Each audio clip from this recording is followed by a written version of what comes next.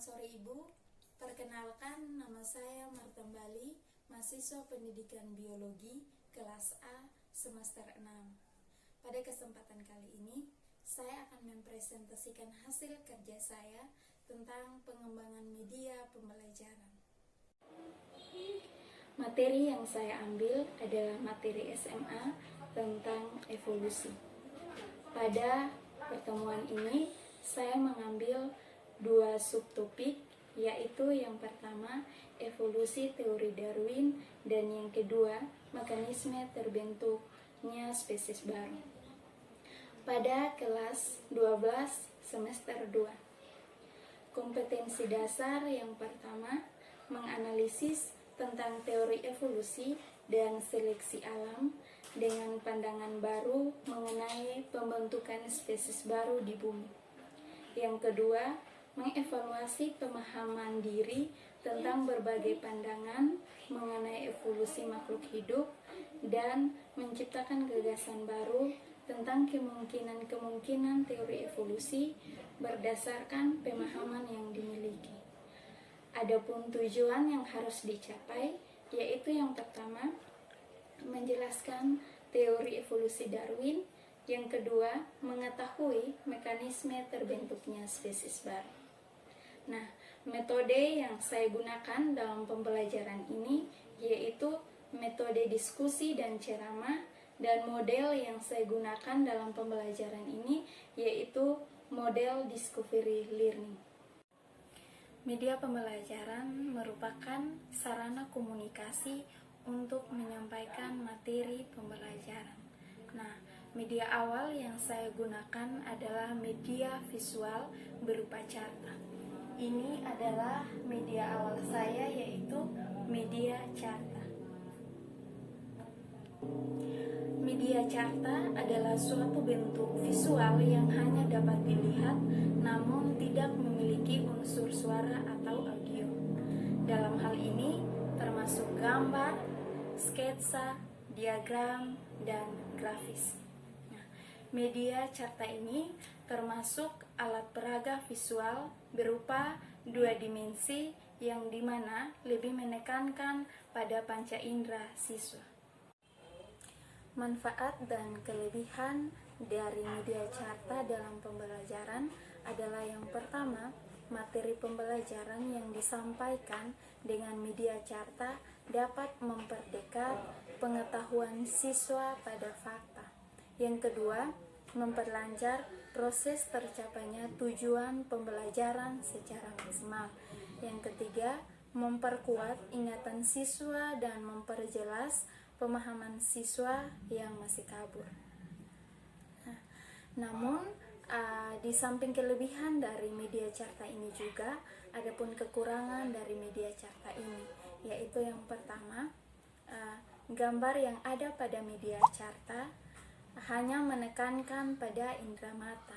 Yang kedua, gambarnya terlalu kompleks dan kurang efektif untuk kegiatan pembelajaran.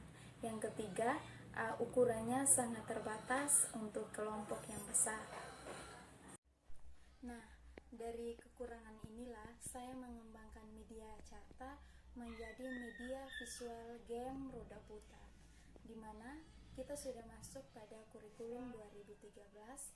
Untuk itu, saya mengembangkan media carta ini menjadi media game roda putar agar bukan hanya guru saja yang aktif, tetapi siswa juga dapat aktif dan berpartisipasi dalam proses pembelajaran. Ini adalah media game roda putar saya.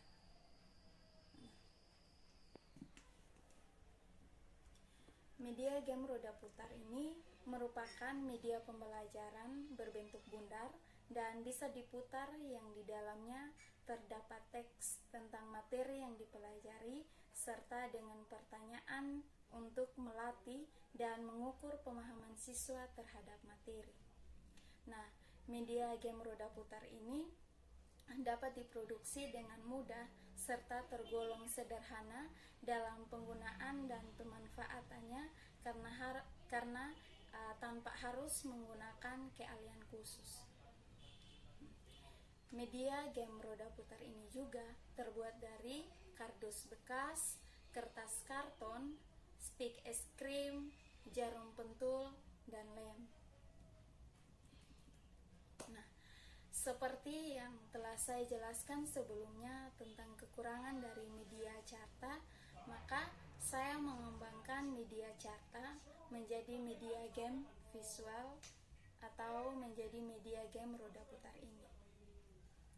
Karena alasan tersebutlah, maka saya mengembangkan media carta menjadi media game roda putar ini, di mana sesuai dengan tujuan pembelajaran yang harus dicapai, yaitu siswa dapat menjelaskan teori evolusi Darwin dan mengetahui mekanisme terbentuknya spesies baru, khususnya pada paru burung finch. Sebelum mengetahui cara menggunakan media roda putar ini, maka siswa harus mengenal apa saja yang ada pada media game roda putar ini. Nah, yang ada pada media game roda putar ini adalah anak panah, garis star, ada gambar paru burung, terus ada pertanyaan yang tersembunyi di balik dari gambar paru burung tersebut.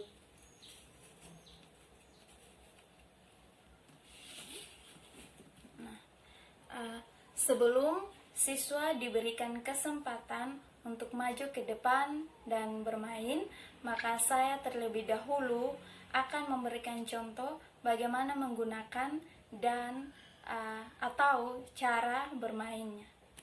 Nah, pertama-tama, sebelum saya memberikan aba-aba atau saya memberikan kesempatan kepada siswa untuk ke depan dan bermain, maka siswa harus memposisikan garis star ini tepat di bawah anak panah ini.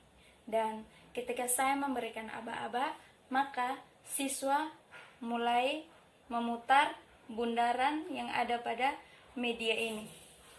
Nah, ketika siswa sudah selesai memutar bundaran yang ada pada media ini dan gambar paru burung nomor 4 yang tepat di bawah anak panah ini, maka siswa harus mengambil selipan yang ada di belakang gambar paru burung ini dan mulai menjawab pertanyaan yang ada pada gambar nomor 4 ini.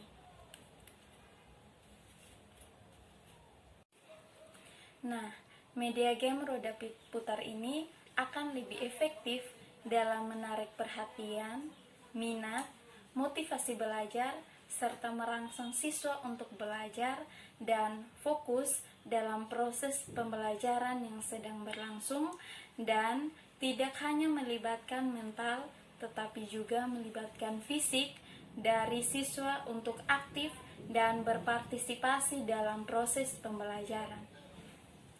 Pada kegiatan inti, ketika saya menjadi seorang guru, maka saya akan memaparkan media game roda putar ini dan saya akan menjelaskan sedikit kepada siswa tentang konsep dasar perubahan pada sifat-sifat terwariskan suatu populasi organisme dari satu generasi ke generasi selanjutnya. Media game roda putar ini digunakan setelah saya menjelaskan materi untuk menguji sejauh mana siswa memahami materi evolusi, khususnya pada evolusi paru burung finch. Nah, lalu saya akan menyuruh siswa untuk membuat beberapa kelompok, kemudian saya akan membagikan LKPD untuk siswa berdiskusi. Kemudian di akhir pembelajaran, saya akan memberikan tugas kepada siswa sebagai penilaian produk. Demikianlah hasil presentasi saya. Sekian dan terima kasih Ibu.